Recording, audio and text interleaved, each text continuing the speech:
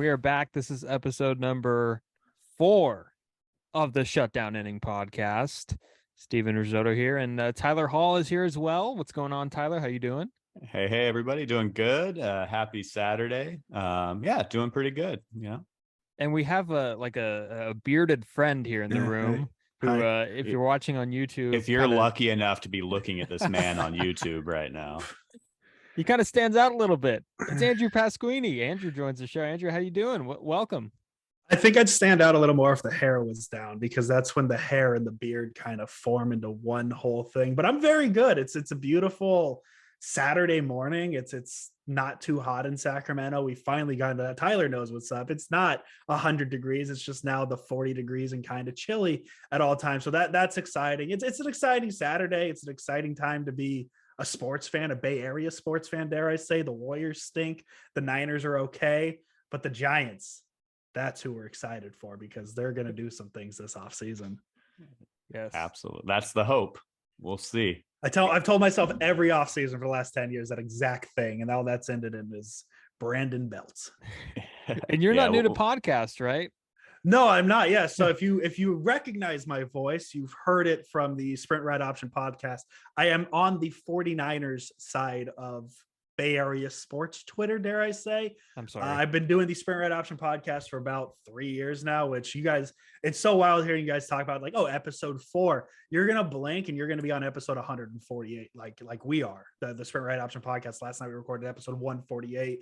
I also write for NinersNation.com, SB Nation website as well. If you want to read my thoughts instead of just listen to them, that's where I am from. But maybe for people who've listened to the Sprint Ride Option podcast would know, baseball is my first love. Baseball is the sport I grew up with. I played baseball through high school. The Giants are my number one love. Unfortunately, with the Niners taking over and all that stuff, it's harder to follow them, especially when the football season starts. But the Giants, number one baseball team, or number one team in my heart. So I'm very excited to change a little bit here and talk Giants instead of that football team in Santa Clara. Yeah, I believe you dabble. You still play some softball, right? You're getting out on the diamond still. Oof, slow pitch softball. I got that Zoso in Sacramento. I think Zoso is a national chain, but I play Zoso in Sacramento. Cold nights now. We play at some field in the middle of Midtown. As a left-handed hitter, they have the parking lot on the left side of the field, so I can't pull balls or else I'm hitting cars. Softball is very fun. If it's Steven, I don't think you're at that point of your baseball career. You still, I don't know, you're still trying to play baseball. I don't know what's going on. That pivot to slow pitch softball is electric, because you get the competitiveness of baseball, but you get the laziness of slow pitch softball. So it's a very solid in between. I think I want to be at that pivot right now. Yeah, no, you should definitely go sign up for whatever local. Come up to Sacramento, join a team with me and Andrew. Yes, we'll do that. Well, remember the group chat, and I won't say the group chat's name, but the group chat. Remember that one night where Fairfield is in the middle of all of us. What if we just do a softball league in Fairfield? That was one night only. We never talked about it. That would be awesome. Yeah. And I just want to throw this out there, because you also mentioned this previously. If you face Steven Rissotto in your high school prime, what are you hitting against Rissotto? We have talked about this. We have talked about doing not this on the podcast. High school prime. That's a different answer, because I think right now, if I face Steven, I think I could hit a double or two off of him. But if you go back to maxpreps.com, look up Andrew Pasquini, find 2011 Santa Rosa High School Andrew Pasquini. I was first team all NBL. So that's a brag or nothing. First team all NBL. That's not a small feat, right?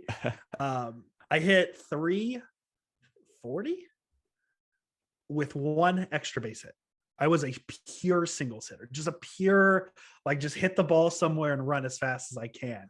So I don't know. I think high school Andrew against high school Steven, probably 4 for 10 with 4 singles. That's all I'll get, I'll promise. But now that I've played slow pitch softball and I've kind of trained my body to drive balls a little bit more, I'll probably say 2 for 10 with 2 doubles. I think I could get 2 gappers off of Steven, but he'd probably make me look like a fool. Are you worried about the 62 mile per hour heat that he's bringing, or a little higher? I think the concern for me is it's been 10 years since I've played any sort of competitive baseball. And Steven was playing high school baseball, like a week and a half ago. So he's still very in baseball. Like he's in mid-season form where I don't even think I can say I can even do the preseason thing of like, yeah, I'm in the best shape of my life, because that's just a blatant lie. I'm nowhere near the best shape of my life. So if right now, like me and Steven meet in Fairfield, California, the middle point between the two of us, as previously established, 2 for 10, 2 doubles. Well, you hurt yourself at the alumni game. So like, I definitely hurt myself. I have worries about your health. What did I even hurt? Was it my wrist? I think I hurt my wrist. That's how bad it's gotten. You're the Brandon Belt of alumni games. I don't even remember what I heard. He just posted that his like the next day he was like, Steven, because I had my alumni game and I was talking about it, and he's like, yes, well, be careful. And then the next day it looked like his arm was in a brace. I was like, yeah, I had some KT tape on. I forgot what. Oh no, you know what? I dove for a ball and I jammed my wrist or something. No, they wanted me to pitch in the alumni game, and I haven't taken any serious bullpen for about 8 years now, right? Because the alumni game I used to pitch, and I used to throw a little more than I used to. So I go in to warm up. They're like, Andrew, go warm up. You're going to go pitch the next inning. I throw 2 pitches, and my arm's like, yo, if you throw one more, I'm falling off. I had to go to my old high school coach and just be like, hey, so that pitching thing you told me about, it's not happening. I don't think I can throw it further than 40 feet, let alone the 60 feet, 6 inches you want me to commit to right now. So yeah, it's all bad right now. I'm all out of shape. Yeah. Well, speaking of guys a little bit past their prime, I think we can get into some meat and potatoes of the episode here. One thing I wanted to talk about was the contemporary baseball era ballot was released for the Hall of Fame. I know a lot of our listeners right now are Giants fans. So one name that definitely stuck out to you was Barry Bonds is on there. He's got a chance to kind of sneak in the back door of Cooperstown since the voters are a bunch of jerks. But the ballot as a whole: Albert Bell, Barry Bonds, Roger Clemens, Don Mattingly, Fred McGriff, Dale Murphy, Rafael Palmeiro, and Curt Schilling. Basically my childhood watching baseball on one list. So for those who don't know, this is every year there's a different committee that votes on different, one year it's, broadcasters, then it's, players who didn't quite make the cut on the regular ballot for one reason or another.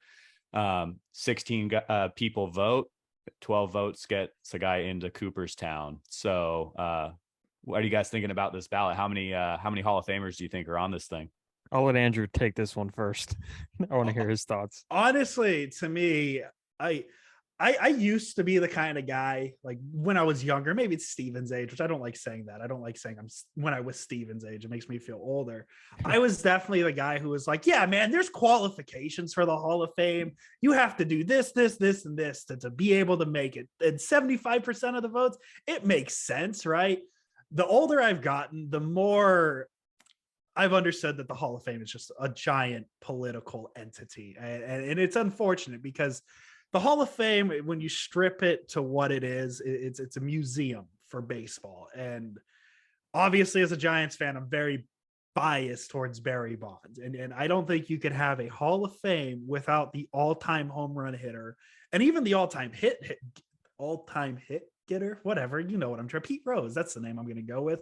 And that's gotten a little tougher over the past few months because of certain things he said. But I've just come into this belief that the Hall of Fame is a museum. And I think this whole like protocol, because like what makes Mariano Rivera the first ever unanimous Hall of Famer, but Ken Griffey Jr. wasn't, and Willie Mays and Hank Aaron. And obviously we're going into different eras of voting, but even too, there's names like Barry Bonds who should be a unanimous Hall of Famer, but he's not because of one reason or another. In terms of that list, honestly, man, if they're at a point where they're on a secondary list of like, hey, maybe they should have been voted in to the Hall of Fame when they were on the ballot, maybe it should just be a list of people that should just be in the Hall of Fame. And I know maybe you lose a little bit with Don Mattingly, but like with Bonds and Clemens, those two names like jump off the papers. They should be shoe-in Hall of Famers. But then you get into the whole steroid conversation, which is its own. I don't want to go too deep because I feel myself like getting that internal anger because it's like the second, and I know it wasn't the main committee that got Bud Selig in the Hall of Fame. It was something equivalent to what's going on with Bonds. The second the guy who allowed the steroid era to happen got into this Hall of Fame, the door should be open. And that's my thing. Baseball was in a dire situation in the late 90s with the strike and all that. The Expos getting screwed out of a World Series title. Never forgive. I was 3 years old. Never forgive them for it. But then, the McGuire, Sosa, Bonds era comes in, and Selig just kind of says, whatever, we'll turn the back. We're getting ratings. And for him to get in. And then the big one for me was David Ortiz as well. David Ortiz getting in on his first ballot is an absolute joke. And not saying that he's not a first ballot Hall of Famer. I hate the term first ballot Hall of Famer. It's either you're a Hall of Famer or you're not. Like, it doesn't need to be this special, like, oh, he was a little better than that other guy, so he should be in on this one, but we'll make the other guy wait for the second one. You should be a Hall of Famer or not.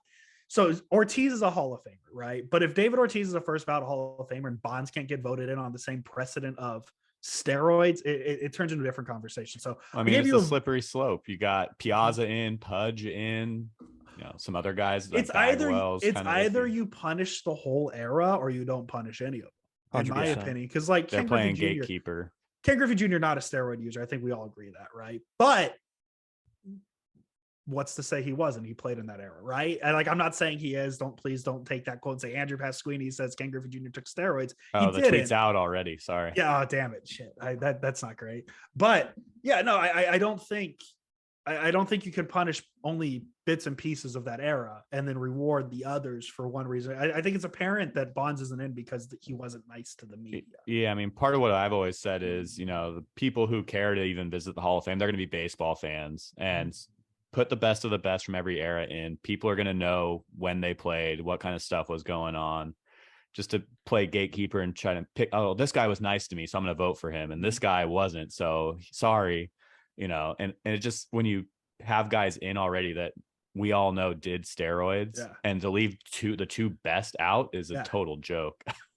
Yeah, you guys both said something there that like made perfect sense, where and Andrew, I think you worded it really good, where you said that, you either let them all in or you let none of them in. And I think like if the baseball writers were to be consistent with, okay, we're not going to vote Pudge, we're not going to vote Bagwell, we're not going to vote, Piazza, any of the, we're not going to vote Ortiz, we're not going to vote Bonds. If they were to do that, instead of letting like 3 of them in and then not the other 4, I don't, that's a mistake, because you're being hypocritical then if you let some in and some not. So I think that's the issue that we all have with it. And, going back to the ballot, I agree with that. You're either a Hall of Famer or you're not. And I feel like, aside from steroids, because that's a different discussion, but if you're a candidate like a Don Mattingly, and we have to have this discussion that lasts 15 years, he was on the ballot for like 15 years for the writers. If we have to talk 15 years and you have like no steroids, nothing, no allegations against him, 15 years of discussion on whether Don Mattingly is a Hall of Famer, chances are he's not a Hall of Famer if you really have to think that hard about it. So, that kind of angers me a little bit, but it's good that there is a second chance for some of these guys. And I do think that the one guy that I could see getting in is Fred McGriff. And McGriff was like on the ballot for 10 years for the writers, stuck around for a long time, 493 home runs. And I mean, if he passes 500, he's probably in. And that's like, baseball's a game of numbers, and apparently 7 home runs is such a big difference. So that's interesting. And yeah, so he's the one guy I could see getting a lot of support here. And it's voted on. We talked a little bit about this. I want to mention it real quick. The committee that is voting on this is very secretive, and the Baseball Hall of Fame does not like to leak out the members that vote on this. Usually it's like a few broadcasters, a few Hall of Famers, a few writers, a few executives, an owner. And it started leaking out when Harold Baines, who should not even be close to Cooperstown, New York, should be like in Seattle, not close to Cooperstown. I don't know if that made sense. Whatever. He had his owner, his former owner, Jerry Reinsdorf, of course, owner of the Bulls, the Michael Jordan Bulls, the White Sox owner, voted for Baines. Tony La Russa, Baines' former manager, voted for Baines. I think there was they kind of had to say who voted when Harold Baines got in, and people were like, what the hell are you talking about? And they're like, okay, well, here's who voted. And it's like, oh my God, it makes a lot of sense now. We got to sneak behind the curtain, and holy crap, it's conflict of interest. So like, it would who be knows like who's it voting would be on like this? on the Contemporary era this year if they're like, the voters are Larry Bear, Dusty Baker. Exactly. Exactly. And it would be the same thing if you have like if we're talking Bonds and Clemens and you have like okay, Bud Selig's on the ballot. And then who else? Chris Russo, another steroid critic, So it would be like I feel like it's such a Rather talk biased about thing. Russo, to be honest. Yeah. But I mean that list is interesting. Looking at these 8 guys, I mean, I have 4. The 4 that I think are for sure in my mind are the 4 steroids guys. I have Bonds and Clemens are no doubt. Schilling, not a big fan of the guy, but he left an impact on the game. He was a top starter for a long time. And Palmeiro, I mean, 500 home runs, 3,000 hits, a couple Mickey Mouse Gold Gloves. So I think those guys are in. Do you know that story, Andrew? I don't. Did he win Rafael a Gold Glove Palmeiro Rafael Palmeiro won a Gold Glove at first base in a season that he only played 28 games at first base. I love that. Gold Glove has always like Brandon Crawford didn't win a Gold Glove until he learned how to hit a little bit, and then he started winning Gold Gloves. That's he was also weird, going right? up against Andrelton Simmons every year. That's so that true was a little too. Tough. Well, I think Julio Rodriguez of the Mariners just won a Silver Slugger in left field, and he's a center fielder.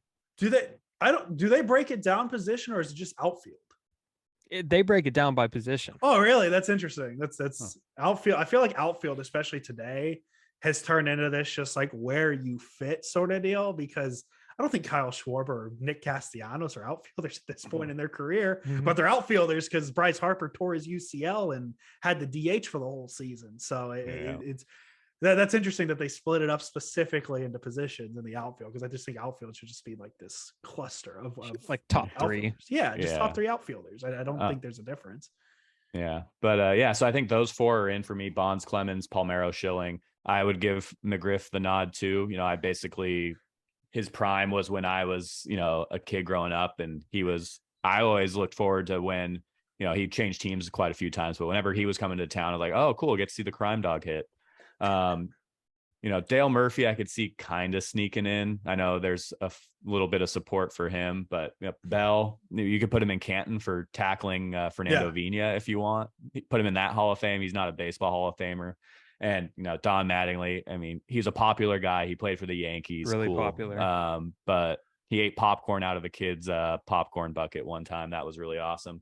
But yeah, he's Hall of really good for me. I not a Hall of Famer in my book. So for me, I would put 5 in with Murphy as a potential outlier. But how about you guys? Yeah, Mattingly's interesting because like his peak was just so short. He had some really good years where he won an MVP, finished second the following year, led the league in hitting in 86. And like, you mentioned he was really popular. And I think that will do him justice with the players that vote on this. I think the players that, if they put people on this committee that played with or against him, that's going to definitely help him because of, the voters now maybe didn't get to see Don Mattingly's peak. And then, his career was cut short because of the back injury and he was never really the same player. So I think he's like a good example of someone whose peak is just really short. Albert Bell's weird because like his offensive numbers, like if you look at him, they're absurd. He had some absurd seasons in Cleveland. But then again, he's falling short of like the big counting numbers, 381 home runs for a big power guy. It's not enough to get in the Hall of Fame. So, that's an issue. And then as for McGriff, I think I mentioned that, yeah, I do expect him to get in on this, but Bonds and Clemens, I think this is just like a cookie type thing. Like, here, I'll throw you a bone, that's the Hall of Fame's way of saying we weren't discriminating against you guys, when you guys were on the ballot. This is why. Okay, we're going to give you a second chance. So we're the good ones in this situation. So do you think they actually get in though? I mean, I think a lot of it depends on the 16 people who are voting. Yeah, but I think the players I think a lot of the players would say, I think a lot of them would say, oh, the game should be cleaned. Yeah, sure. But a lot of them would also say, this is the best player I've ever seen. This is the best pitcher I've ever seen. And they're Hall of Famers. I think a lot of players take that stance, but I don't know. But my thing is like the clean thing. It's like, I'm in a belief that when the time comes in 10 years and Jose Altuve is on the ballot, how many people are actually going to hold the World Series thing against them, right? The garbage can thing against them. I don't think it's going to affect them much. I don't think Altuve is a Hall of Famer either. So that's beyond the point, I guess. But looking at this list, because you mentioned letting him in, keeping the game clean. We've already let the unclean, I hate saying unclean, but we've let the steroid users in already. So now what's the difference? What's the like? Are we now punishing Bonds for cheating too good? Because Ortiz, he may or may not, I got to keep that reservation. He may or may not have taken steroids. He never tested positive. Wink, wink. You guys can hear me winking behind the camera there. But is it because he didn't blow out all the records that we were fine with it? Where Bonds, was he just too good on? Was Clemens just too good on it to where these records are falling a little bit? Ortiz was lovable. Ortiz was also low. He cussed on national television. We don't hold that against him enough. The kids were watching. No, obviously that was a great moment and I loved it. Kids were watching though. How can we let him in? What example does this set? No, like David Ortiz is a Hall of Famer. I'm not trying to take that away from him. But what if there's a precedent that says David Ortiz is a Hall of Famer and Barry Bonds is not? Something's broken. Something's wrong. What's goofy too is, Bonds and Clemens, I think they have the record. I know Barry does. I think Clemens has the most Cy Youngs as well. Yeah. How'd they get those awards? The same voters who are keeping them out of the Hall of Fame are the same guys that gave them those awards. And there's no way they didn't know what was going on back when those guys were playing. So where's the give and take there? I think Bonds got like an MVP after the whole like Balco thing, right? Like he was in the midst of the Balco allegations, and then he got an MVP in like 2004 still, so this was all going on and he was still racking up awards from the voters. Bonds won an MVP as late as 2004. I mean, my thoughts, I think 5 or 6 in my mind will get my vote. I think I do unfortunately agree with you guys. I don't think they're going to get in the steroids guys. So I think this is just to get McGriff into the Hall ballot in the end. Yeah, I think this list, you have a case for all 8 to make it in. I think they're like, you use the term, Tyler, and I don't mean to go at you, is the Hall of Very Good. Why don't we just let the Hall of Very Good in too? Because it's a baseball museum. Because you have to put the cap somewhere. Then how come it's not just the Hall of Good? And then how come it's not just we have every player who ever played baseball? I absolutely get that. But like I guess I compare it because like I see what the Basketball Hall of Fame does. If Paul Pierce is a baseball player, and I know this is just a really straw man's argument that just does not work, but do you think he had a career in the NBA that Baseball Hall of Famers voters would get him in the Hall of Fame? No. But the Basketball Hall of Fame put him in anyways, right? And to me, I just think this idea of Hall of Very Good versus Hall of Fame, I don't know. I've had issues with baseball's Hall of Fame for a long time. This whole like my biggest issues, you mentioned the ballot too, and what we've talked about the Hall of Fame for a while. And I love the Hall of Fame. We can talk about this all day. Is we get people that release the ballot without their name and no votes, and that's where I get lost in it, because obviously now it's just, I think the last time we had a real Hall of Fame vote, this might be a hot take, was when Dan Levitard sold his ballot to Deadspin. And the fans got to vote on his ballot at least. And then he got in trouble for it. But the fact that we got this random writer for the Miami Herald, and I don't know if that's true, I'm just picking one out. Sounds right. Who put in an empty ballot without his name on it. Like that's where I lose a little bit.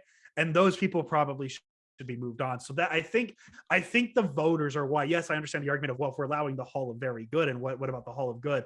I just think with where the Hall of Fame voting process has gone, because it's just turned into this whole thing, it's like we just probably should start letting the Hall of Very Good in as well. One thing that they should do is that like Griffey, like a few people didn't vote for him, and like one person didn't, or 2 people didn't vote for Jeter.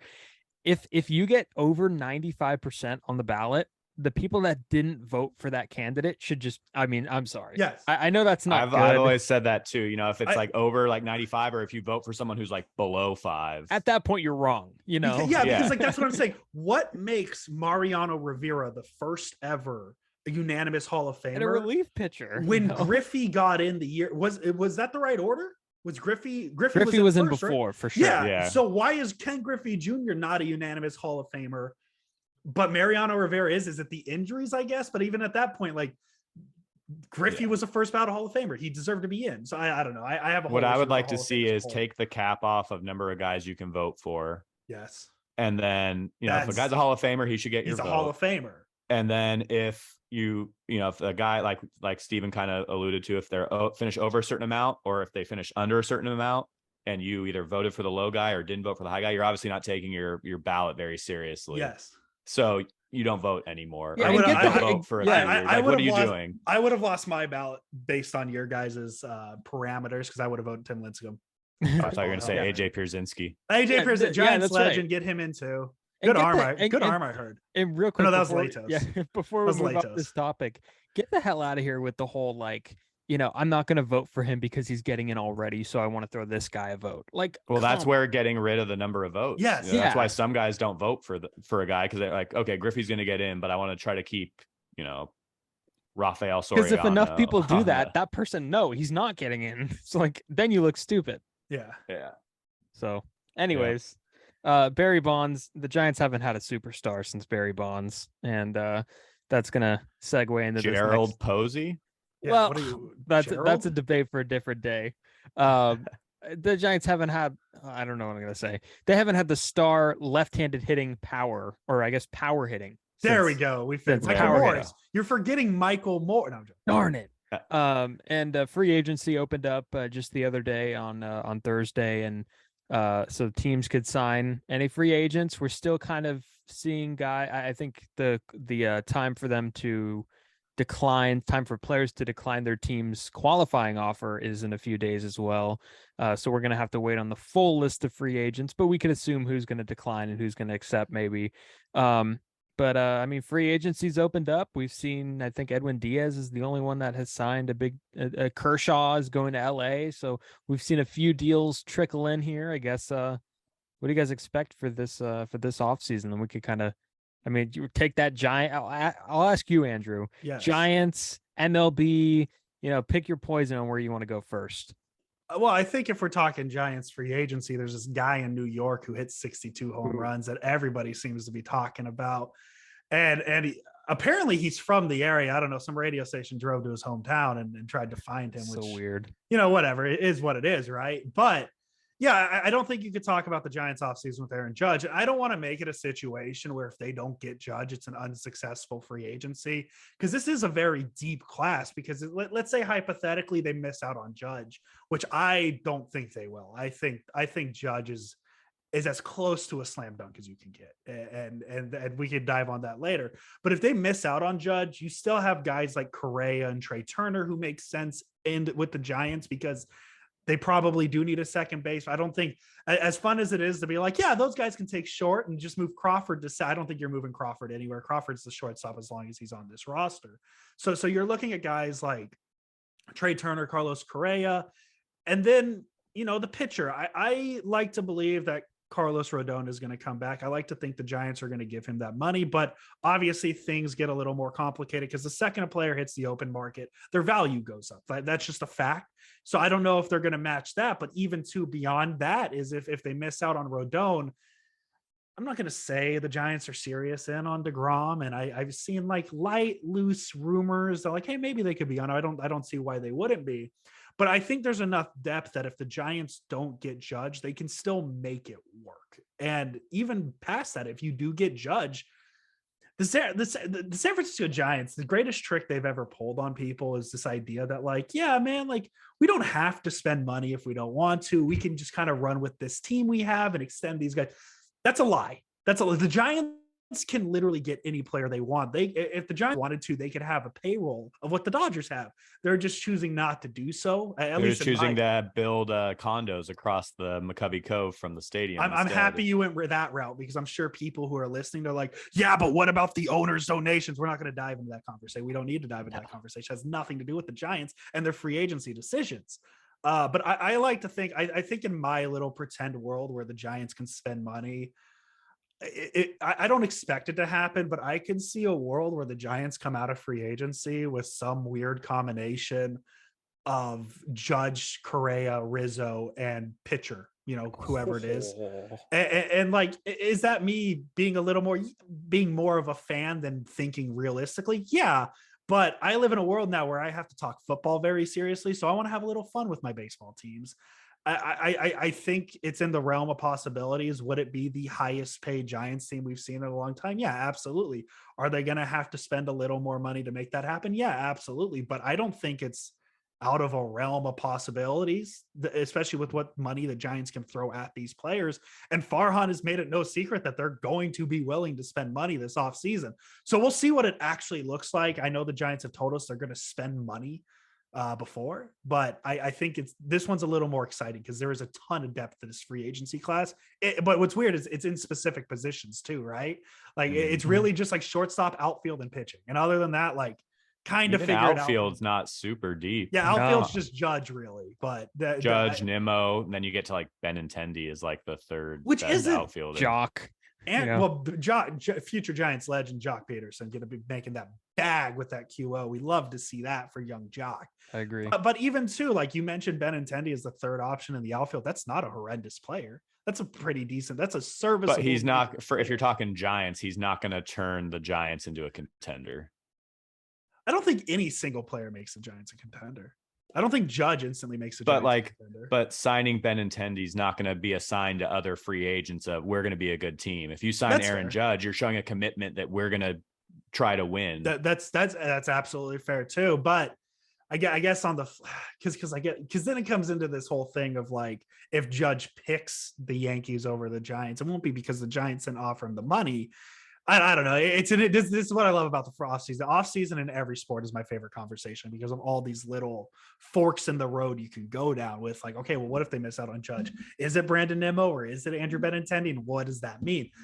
So yeah, you're absolutely right in that sense of trying to sell a winning team.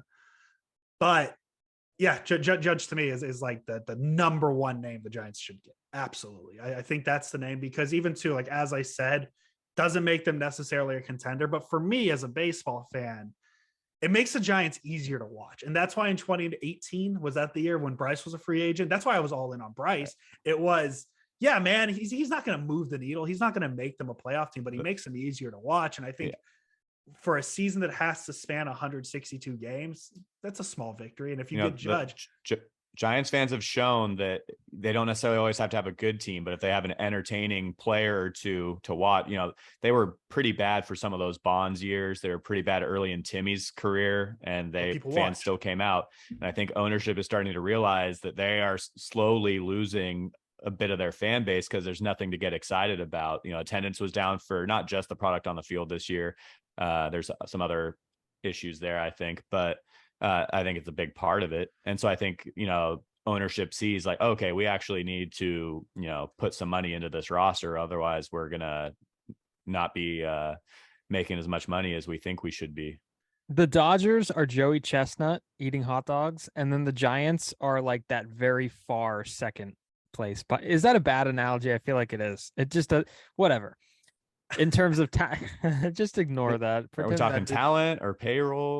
We're talking both. Whoever edits, please keep that in.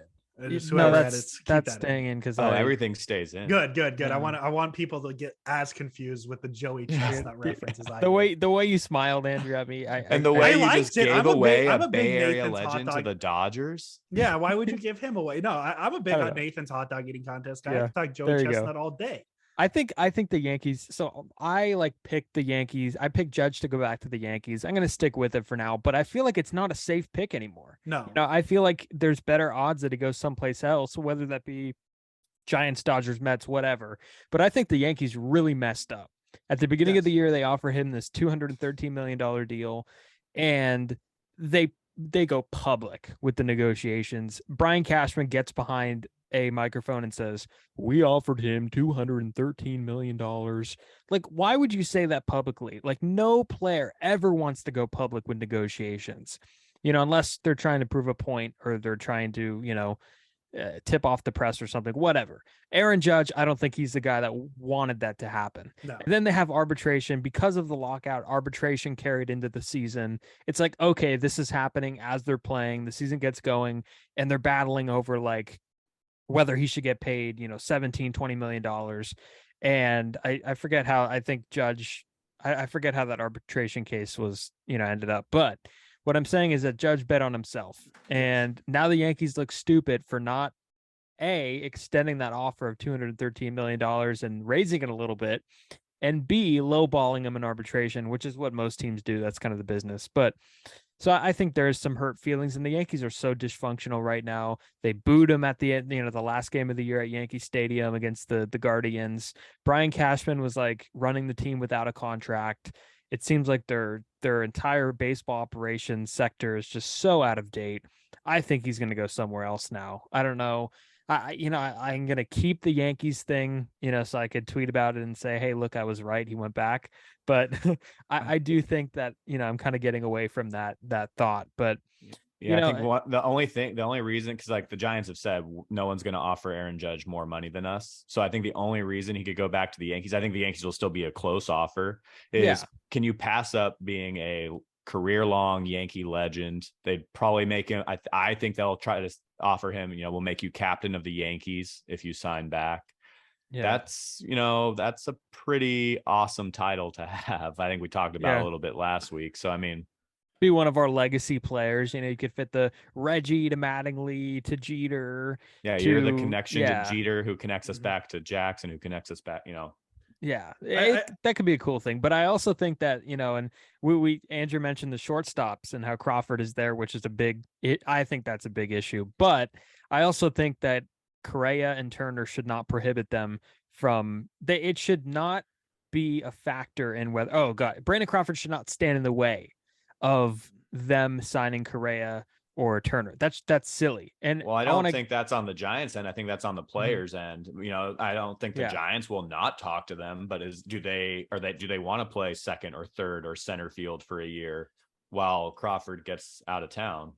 I think it's more up to the players. I don't think it'll stop the Giants. Yeah, that's true. This is so sad. Like this really, because like we're talking about how exciting this free agency is and all that, but like the thought of like Crawford and like even Belts a little bit, right? This might be Belts' swan song with the Giants. We may have seen Belts last game, but like it's really the last group, the last little bit of what we have of these World Series teams, and it is depressing to just kind of throw Crawford to the side like this, because like this is his last, is likely his last year with the Giants. But if you can, and I guess this dives into a little bit of the prospect conversation. And I know a lot of us, we've had this idea of Marco Luciano being the guy to replace Crawford. But like, if you get a guy like Trey Turner, you get a guy like Carlos Correa, that's guaranteed replacement type player for Brandon Crawford, where Marco Luciano, there's still that unknown of like, well, what if it doesn't work? Because with every prospect, no matter how good they're going to be guaranteed to be, no matter how good they're going to be guaranteed, is Correa is going to be good. Trey Turner is going to be good. So there's things like that as well. I think, I don't know, for me with the free agency, I think the Giants, I know we were talking about the MLB trade rumors top 50. If the Giants don't get at least one of the top 10, there's an issue, right? I think that's going to be a cause for concern, especially with how much they're saying they're going to spend money. Well, if they don't get Judge, I think they're getting Nimmo. I think they're going to be like, okay, dude, what do you need? Like, they can't go into next year without either Judge or Nimmo in their outfield. But even too, that's a tough sell for Giants fans, because I feel like baseball fans, right? And I don't want to make this come off as insulting to Giants fans. I feel like baseball fans know how good Brandon Nimmo is, right? He's a very solid Major League Baseball player. Good point. But Brandon Nimmo is an Aaron Judge. What are you talking about? Like, you know what I mean? It's hard to get the excitement. I think 100% of the people talking in this little Zoom meeting right now would be very excited for Brandon Nimmo, the Giant player. Well, Nimmo's a top 10 free agent right now. Exactly. Guy, yeah. Exactly. But if I get a phone, I'm like, if the Giants sign Aaron Judge, I'm getting a phone call from my dad, and he's saying, "Oh my God, they got Aaron Judge. How exciting is this?" If they miss out on Judge and they get Brandon Nimmo, that phone call is, who is this guy? And I have to have the explanation of, no, he's very good. Like, you should be excited, but I get it, right? And that's, I think, the difference between what the Giants have been in the past and what they need to turn. Well, into. I think if they don't get Judge, they get Nimmo and one of those shortstops. And that's not bad. That's very exciting. I think that's a very good outcome for them. Yep. So do you think, what do you think about Farhan Zaidi's tenure so far? I know that's kind of jumping into it right away, but do you think, like, he's been here since 2019. Yes. And it's been a weird, the Giants haven't played too many non-competitive games under Zaidi, or I guess under Gabe Kapler too, for that matter. But let's focus on Zaidi for now. You know, we've seen some of the multi-year deals to pitchers, like the 2-year deals. We haven't seen a big splash in terms of position player. I don't know if you want to count Tommy La Stella into that, but if you were to grade him on like a A to F scale, I mean, what would you grade Farhan Zaidi? Because I know there's a move that you really hate. You know, Mauricio Dubon got traded. Yes. But the great Mauricio Dubon. Great Mauricio, world champion Mauricio Dubon. So Farhan World Zaidi's cha- tenure, what would you How grade do you it? just How do you trade a World Series champion for no one? Just as many World Series titles as Clayton Kershaw. Nobody talks about that enough. And more than Barry Bonds. More than Barry Bonds. So, I mean, if we're talking going back to the Hall of Fame conversation, more than Judge. More than Judge as well.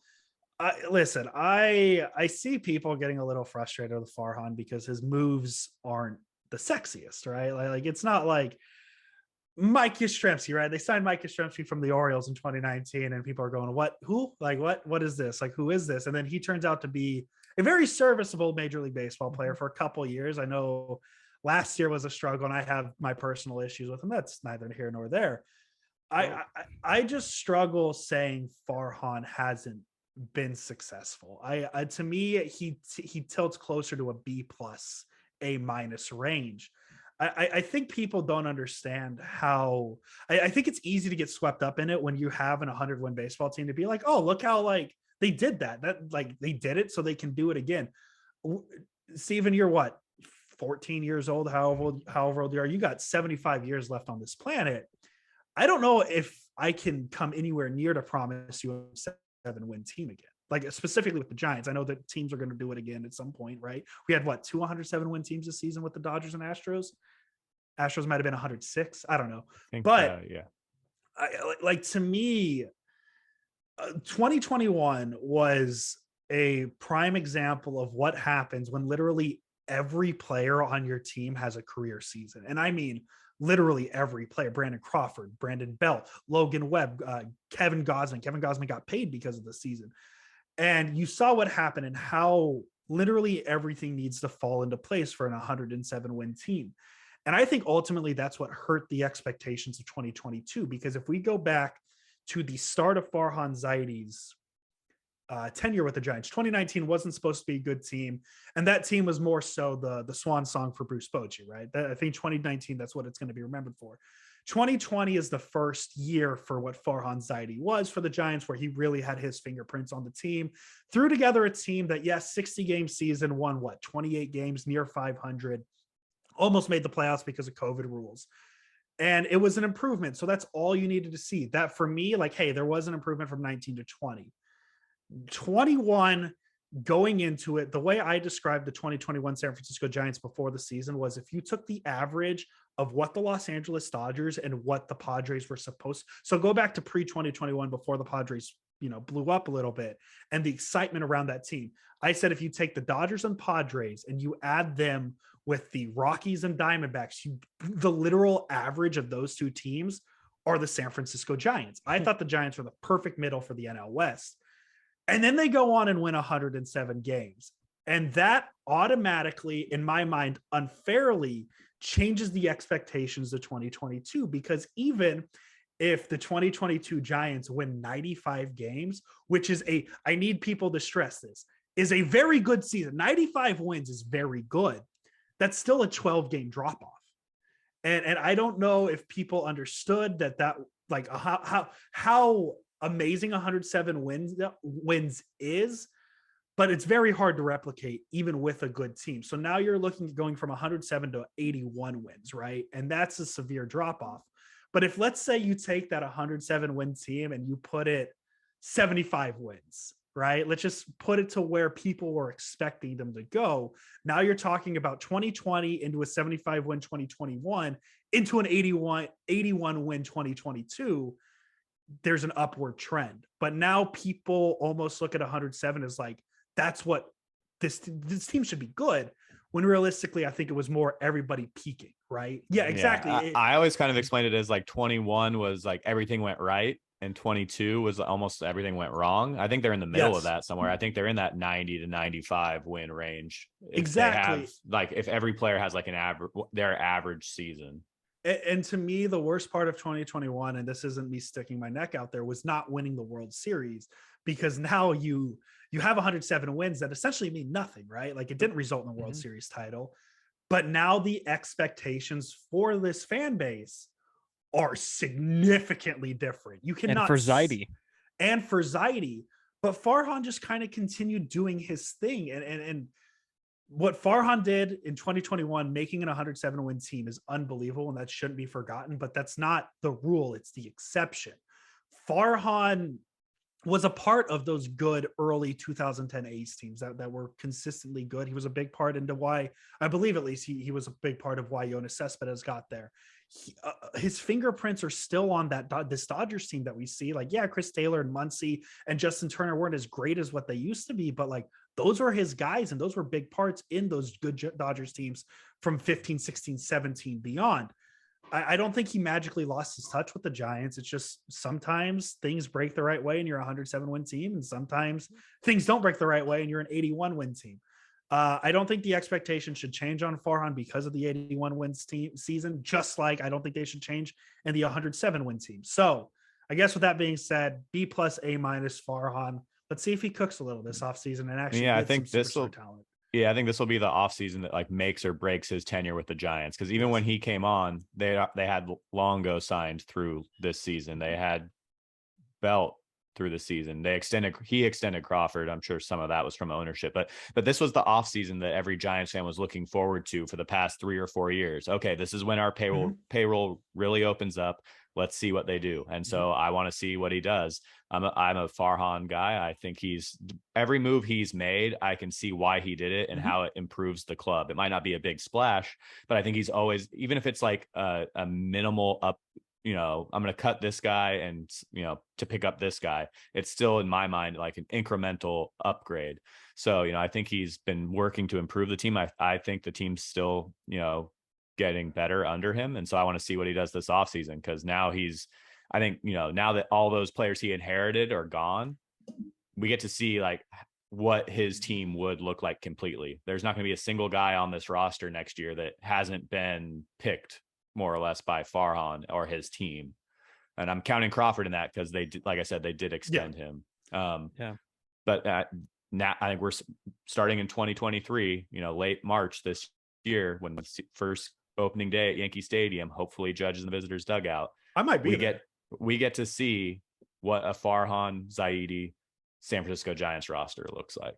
Just to wrap up real quick, I think those are all good points, and I'm not going to expand too much on them, but I think a lot of what Zaidi's like future issues would be, the farm system. I mean, it just kind of took a step back last year, and I don't know if that's his fault. I don't know if that's the fault of just health. A lot of those guys haven't been healthy, or the COVID thing with the lost season, but who knows? We'll see what happens with that. But in terms of this upcoming season, I think there's going to be a lot of pressure on them to, improve, especially if they add, any team that wins the winter has significant expectations. We've seen it with San Diego time in and time out. And I think we're going to see it a little bit with the Giants if they add significantly for 2023. So I hope we do see it. They need it. Andrew, man, you were unbelievable company, and I could see why you have made 148 podcast episodes. Maybe even more, because sometimes I forget to upload them. Things happen. But yeah, man, this is enjoyable. I love talking baseball. I could literally talk baseball with anybody, and I think people saw that a little bit with the especially YouTube. People saw what happens when you get two baseball guys. We talked about the Hall of Fame for a good 25 minutes, and nothing wrong with it, because it's just we're baseball guys and we enjoy it. And baseball is a sport where I get lost. I enjoy talking about it. So anytime you guys want me on, I will be here to talk Giants baseball, because there's nothing better than Giants, except for like maybe Giants baseball August, September 2022. But like other than that, nothing better than Giants baseball. When we have you on next, can you have the hair down for us? Oh yeah, I could have the hair down. I'll whatever you want me to wear. No shirt, whatever, see-through, whatever it is. You tell me what you want. I got you. But we can't request a shave. That's off limits. No. Why would you Unfortunately. want that? Yeah, No, why we would you even wouldn't. want No, that? I Yeah, wouldn't why want would that. you- I wouldn't want that. I can't stress enough that I would not want Do you- to. Steven's just waiting until he can grow a beard. Do you think Joey Chestnut would shave if you requested him? That was not a bright moment in this podcast. And Hey, I'm gonna you know- go back. I'm gonna go The back. and Dodgers clip are it. Joey Chestnut. Do you even know who Kobayashi is? He sounds like a hot dog eater, is he? He was Joey Chestnut before Joey Chestnut. He was Joey, yeah. And then he got banned from the hot dog eating contest. I forget why. PEDs? No, I don't know. How That's that maybe He's like- maybe that's why he's not a Hall of Famer, you know? He's the Pete Rose of hot dog eating. Did he really gamble? Did he on that? gamble? Is bet? that why he's No, I not? just meant that he got banned. Oh. Man. I'm is a gonna very clip up important this topic entire. now. I'm gonna clip this up. This Oh, entire. man. I'm gonna combine the Joey Chestnut talking points. Kobayashi. That's great. Uh, Well, all right. As well, we shut it down once again. Andrew, thank you for joining us. Everyone, thank you for listening. combined shutout. Combined shutdown inning. Yeah. And please, follow us on Twitter while it's still around at shutdown_inning. And you can listen to this and all of our episodes anywhere you digest your podcast from. So thank you, everybody. Steven, my man. Yes. Have a good day, everybody. I have nothing else to add. Bye bye.